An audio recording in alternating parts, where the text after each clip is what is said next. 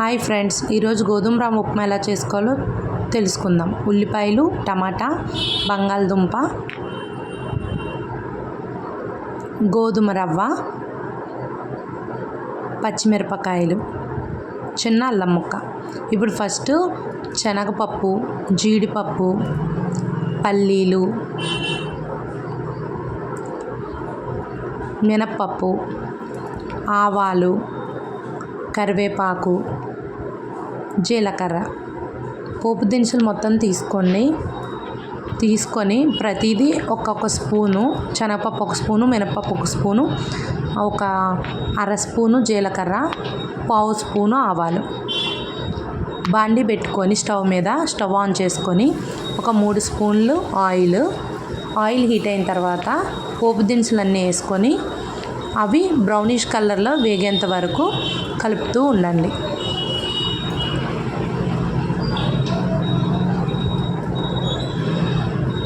అవి brownish colour వేగేంత వరకు కలపండి. ఒకవేళ మీ పిల్లలు పల్లీలు కానీ జీడిపప్పు కానీ తినరు అంటే అవాయిడ్ చేసుకోవచ్చు. ఎర్రప్మాలో ఓన్లీ ఆనియన్స్తోనూ చేసుకోవచ్చు, ఆనియన్ టమాటాతో చేసుకోవచ్చు. మీకు ఏవి తినరు అనుకుంటే వాటిని అవాయిడ్ చేసుకొని మీరు ఈ ప్రాసెస్ చేసుకోవచ్చు. నేను చేసే ఇంగ్రీడియంట్స్ అయితే అన్నీ కలిపి వేసి చేసుకుంటాను, టేస్ట్ కూడా బాగుంటాయి. ఇప్పుడు పోపు వేగిపోయింది, బ్రౌన్ కలర్ వచ్చింది. ఇప్పుడు ఆనియన్స్ వేసుకోండి, ఆనియన్స్ వేపండి, టమాటా కూడా వేసేసుకోండి.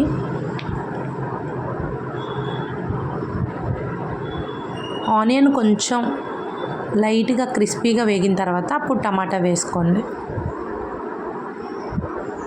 ఇప్పుడు టమాటా యాడ్ చేసుకున్నాం. ఇప్పుడు ఆనియన్ టమాటా వేగనివ్వండి.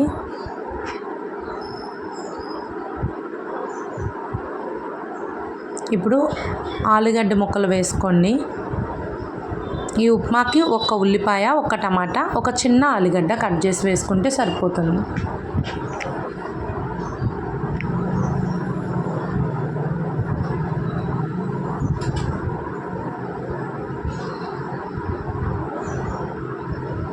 ఆలుగడ్డ వేసుకొని బాగా వేగనివ్వండి.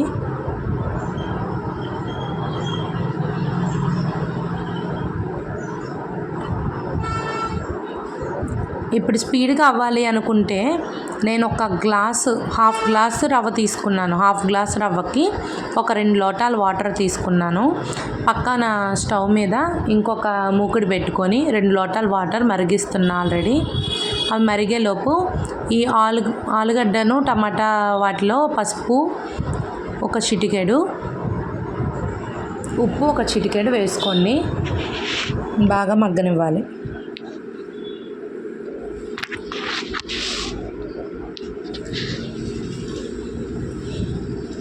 ఒకవేళ నా రెసిపీ కనుక మీకు నచ్చినట్లయితే సబ్స్క్రైబ్ చేసుకోండి, లైక్ చేయండి అండ్ మీ ఫ్రెండ్స్కి షేర్ చేయండి. ప్లీజ్ సపోర్ట్ చేయండి ఫ్రెండ్స్.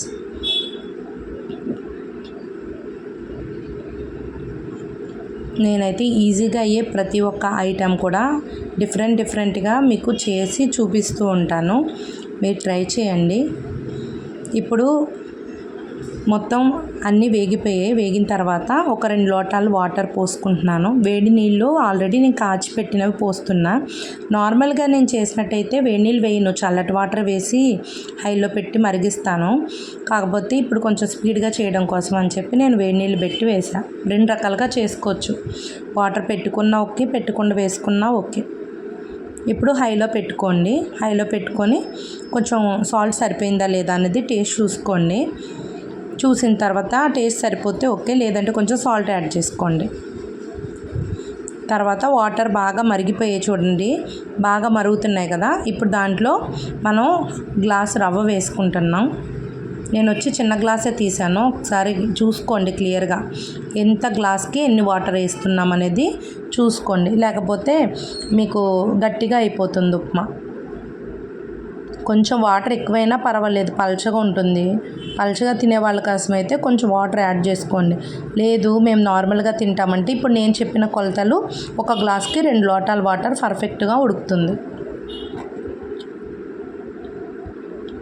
ఉడికేటప్పుడు కలుపుతూ ఉండండి. ఫస్ట్ హై ఫ్లేమ్లో పెట్టుకొని తర్వాత స్లో ఫ్లేమ్లో పెట్టుకొని మూత పెట్టుకుంటే స్పీడ్గా ఉడికిపోతుంది.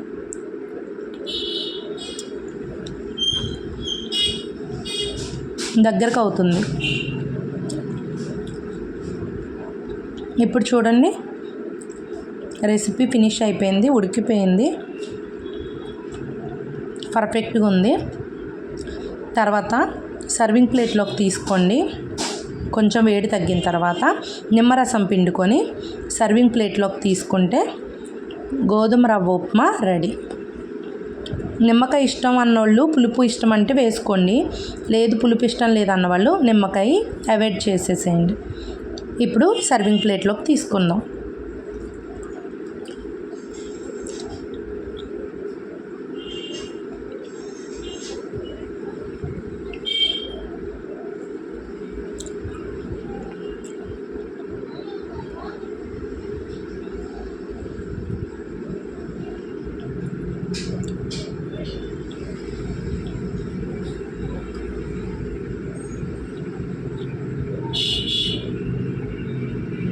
చూడండి ఉప్మా ఎలా ఉడికింది, పర్ఫెక్ట్గా ఉంటుంది. తినడానికి కూడా చాలా బాగుంటుంది, మంచి టేస్టీగా.